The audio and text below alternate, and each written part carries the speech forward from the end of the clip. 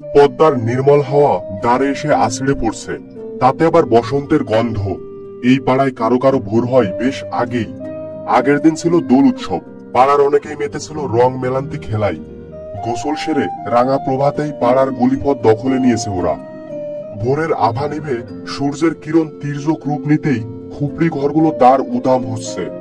ততক্ষণে পাড়ার গলিগুলোতে যেন পরীর মেলা বসেছে, হাসি তামাশা খুনসুটি চলছে হরদম। আবার অশালীন অশ্রাব্য ভাষায় গালমন্দ খিস্তিও কাটছে কেউ কেউ। গেল রজনীতে ঘরে থাকা বাবুদের নানার কথাও চলছে। কোন বাবু কত বকশিস দিল, কোন বাবুর বউ কেমন, এমন আলাপে ওরা একেবারে জমিয়ে তুলেছে। সময় গড়িয়ে সকাল 8টা তখন। কয়েকজন মধ্যবয়সী থাকলেও অপেক্ষাকৃত তরুণীদের দখলে পুরুষের ওই রংমহল।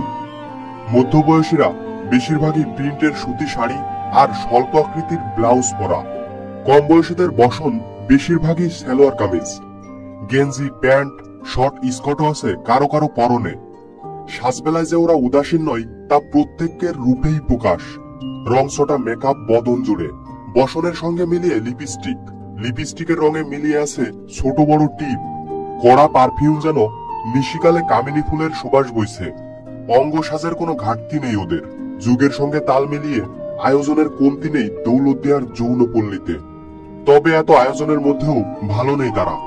সন্ধ্যা পেরিয়ে রাত, পাশের রাজপথ থেকে পুরুষের আনাগোনা বাড়ছে।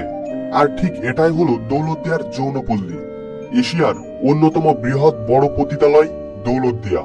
যেখানে আমাদের দেশে পতিতাবৃত্তি আড়াল করে রাখা হয়, সেখানেই ছোটখাটো একটা শহরের সমান এই জায়গায় পতিতাবৃত্তিকে লুকিয়ে রাখাই দায়ী। রাজধানী ঢাকার প্রায় 100 কিলোমিটার পশ্চিমে দৌলতদিয়া অবস্থিত। প্রায় 30 বছর ধরে এশিয়ার সব থেকে বড় পতিতালয়গুলোর মধ্যে দৌলতদিয়া একটি। ইসলামিক দেশগুলোর মধ্যে বাংলাদেশেই এই রকম এত পতিতাবৃত্তি সহ্য করা হয়। 4,500-এর বেশি যৌনকর্মী এখানে দিন রাত কাজ করে।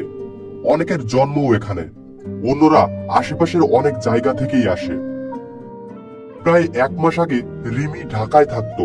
তার বাবা আর কর্মক্ষম ছিল না। তার এক পরিচিত ব্যক্তি তাকে কাজের লোভ দেখিয়ে এখানে পাচার করে দেয়। 1 মাস আগেও সে কুমারী ছিল, কিন্তু এখন তার 40 জন ক্লায়েন্ট। আর কোনো উপায় না দেখে সে এখানে মানিয়ে নেয়। তার কাস্টমার ছাড়া তার সাথে এখন আর কেউ দেখা করতে আসে না। এখন তার এই ছোট্ট ঘরই তার কাছে সব। আর এইরকম ভাবেই এই ছোট্ট শহরের অর্থনীতি সচল আছে। দৌলতদিয়া ঘাটে প্রতিদিন হাজার হাজার লোক পার হয়, যার মধ্যে থাকে প্রায় 2000 ট্রাক, বাস, আরো এরকম অনেক গাড়ি। আর এই পল্লীর সব থেকে বেশি কাস্টমার আসে এখান থেকেই। কাস্টমারদের বেশিরভাগই ট্রাকের ড্রাইভার, হেল্পার। এই পতিতালয় সারা বছরই খোলা থাকে। এদের নাই কোনো ছুটি, নাই কোনো অবসর। শাহিন আর স্বপন এখানেই থাকে। তাদের মা আগে পতিতাবৃত্তি করত। তাদের বাবা ছিল একজন কাস্টমার। এক গলির একেবারে শেষ মাথায় তাদের বসবাস। তাদের মা মমতার বয়স 37।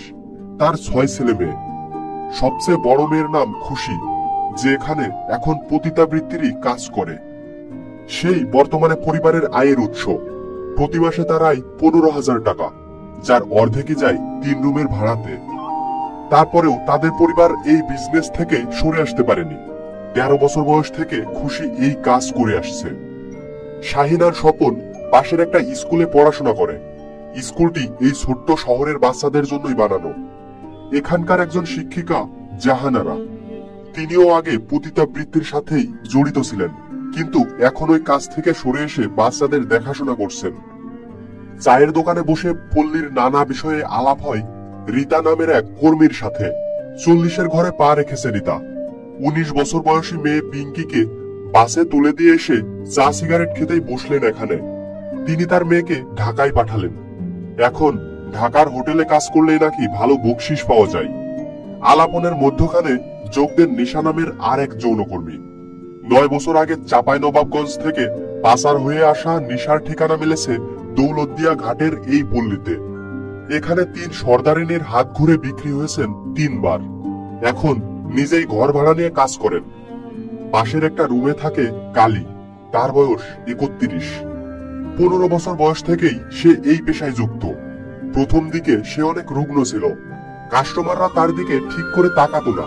তারপর সে অন্যদের পরামর্শে ওরাডেক্সন নামে মোটা হওয়ার ওষুধ খাওয়া শুরু করেন। আসলে এই ওষুধ গবাদি পশুর স্বাস্থ্য বৃদ্ধির জন্য তৈরি করা, কিন্তু এখানে প্রতিটা ফার্মেসিতেই এই ওষুধ প্রেসক্রিপশন বাদেই কেনা যায়, যার প্রতিক্রিয়া মানুষের জন্য অনেক ভয়াবহ। এখানে এইডস বা এসটিডি চেকআপেরও কোনো ব্যবস্থা নেই। এখানে মেয়েদের বেঁচে থাকার গড় বয়স অনেক কম। এই অসহনীয় অবস্থা সহ্য করতে না পেরে শিল্পী নামের এক মহিলা কয়েকদিন আগেই আত্মহত্যা করেছেন। এই পল্লীতে জন্ম যেমন নিত্য নৈমিত্তিক ব্যাপার, তেমন মৃত্যুও। প্রতিদিন মাদক, অসুস্থ যৌনতা, মারামারি আর জন্ম মৃত্যু দিয়েই যেন রচিত হয়েছে দৌলতদিয়ার যৌনকর্মীদের গল্প। বাংলাদেশে এখন রেজিস্টার্ড যৌনপল্লীর সংখ্যা 10টি। গত 2 দশকে বেশ কয়েকটি যৌনপল্লী উচ্ছেদ হয়েছে। নারায়ণগঞ্জের টানাবাজার এবং ঢাকার ইংলিশ রোডের যৌনপল্লীও এক রাতের মধ্যে উচ্ছেদ করা হয়েছিল। এই দুটি যৌনপল্লীর কর্মীদেরও মারপিট ও নির্যাতন করে উচ্ছেদ করা হয়। প্রভাবশালীরা প্রশাসনের সহায়তায় এই কাজ করে। যৌনকর্মীদের আটক করে প্রিজন ভ্যানে ভবঘুরে কেন্দ্রে পাঠানো হলেও তারা শেষ পর্যন্ত সেখানে থাকতে পারেনি। তাদের অনেকে এখন ভাসমান কর্মী। বাংলাদেশে পতিতাবৃত্তি অবৈধ নয়। প্রাপ্তবয়স্ক নারী যাদের বয়স 18 বছর বা তার বেশি, তারা স্বেচ্ছায় ঘোষণা দিয়ে এই পেশা বেছে নিতে পারেন। তবে রাষ্ট্র পতিতাবৃত্তি বন্ধে ব্যবস্থা নেবে। এখানে জোর করে কাউকে এই পেশায় নিয়োজিত করা শাস্তিযোগ্য অপরাধ। তাছাড়া 18 বছরের নিচে কোনো নারী এই পেশা বেছে নিতে পারবেন না। তবে এই পেশা স্বেচ্ছায় বেছে নিতে পুলিশকেও ঘুষ দিতে হয়। 20,000 টাকার কমে অনুমতি মেলে না। সব মিলিয়ে ভালো নেই দৌলতদিয়ার যৌনকর্মীরা আর আমাদের দেশের যৌনকর্মীরা। বন্ধুরা, এই বিষয়ে আপনি কিছু বলতে চাইলে বা জানাতে চাইলে কমেন্ট বক্সে অবশ্যই আপনার মন্তব্য জানান। ভিডিওটি ভালো লেগে থাকলে লাইক করুন, বন্ধুদের সাথে শেয়ার করুন। আর এরকম সত্য, রোমাঞ্চকর ও ভিন্নধর্মী খবর সবার আগে পেতে অবশ্যই আমাদের চ্যানেলটিকে সাবস্ক্রাইব করুন। আমাদের সাথে থাকার জন্য অসংখ্য ধন্যবাদ।